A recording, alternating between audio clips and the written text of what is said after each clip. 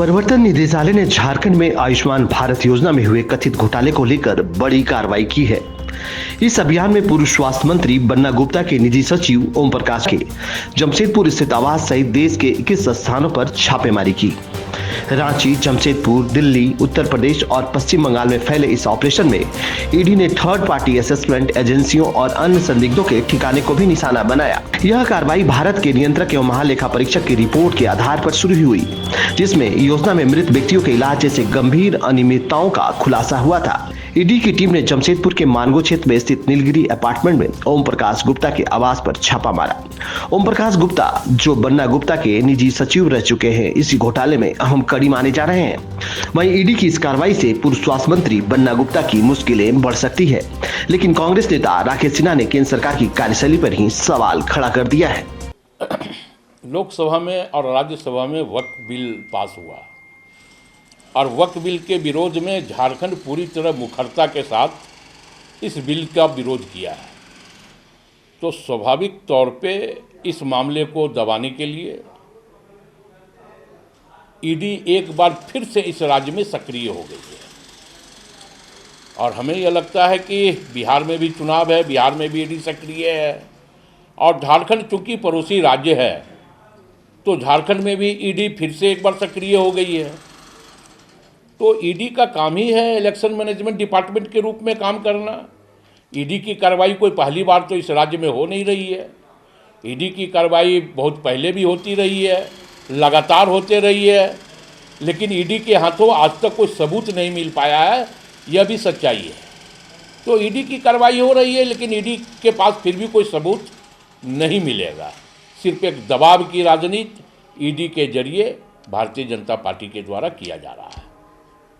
इस कार्रवाई की नींव तब पड़ी जब सीएजी ने संसद में अपनी रिपोर्ट प्रस्तुत की। रिपोर्ट में आयुष्मान भारत योजना के तहत झारखंड में गंभीर अनियमितताओं का उल्लेख था, जिसमें मृत व्यक्तियों के नाम पर इलाज दिखाकर धन की हेराफेरी और फर्जी दावों का खुलासा हुआ।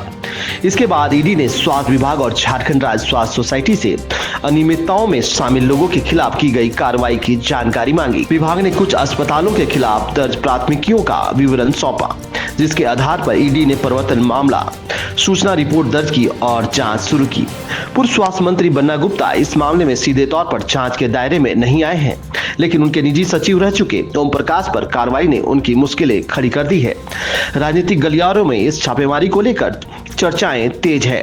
विपक्षी दल इसे सरकार के खिलाफ हथियार के रूप में इस्तेमाल कर सकता है। वहीं ओम प्रकाश के ठिकानों से मिलने वाले साक्ष्य इस मामले में नया मोड़ ला सकता है। देखिए, पहले से भी हम लोगों ने कहा है कि आयुष्मान में घोटाले हुआ। अब तो सीएजी का जो रिपोर्ट है उसमें घोटाले उजागर हुए हैं।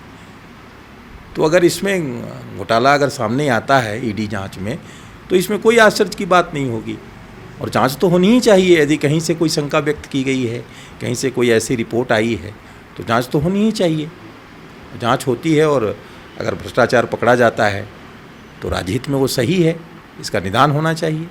देखिए, बहुत ही महत्वपूर्ण नहीं बल्कि एक गरीबों के लिए बहुत ही जैसे चारा घोटाले के बारे में कहा जाता है कि पशुओं का आहार आपने ये उसमें घोटाले किए, उसी प्रकार से अगर आयुष्मान में कोई घोटाला करता है और कोई लूटता है, कोई चोरी करता है, कोई भ्रष्टाचार करता है, तो सीधे आप एक प्रकार से गरीब का खून चूसते हैं, गरीबों की आह लेते हैं।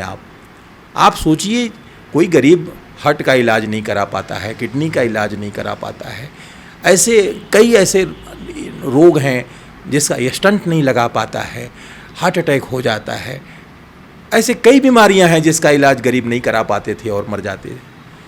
तो अब उनको ये सरकार, केंद्र सरकार ने, भारत सरकार ने, मोदी सरकार ने उनको ये सुविधा दी, गरीबों के लिए सुविधा दी, और अब उसमें भी आप घोटाले कर रहे हैं, तो आप सीधे सीधे गरीबों का हक मार रहे हैं और गरीबों की आह तो लगती ही है।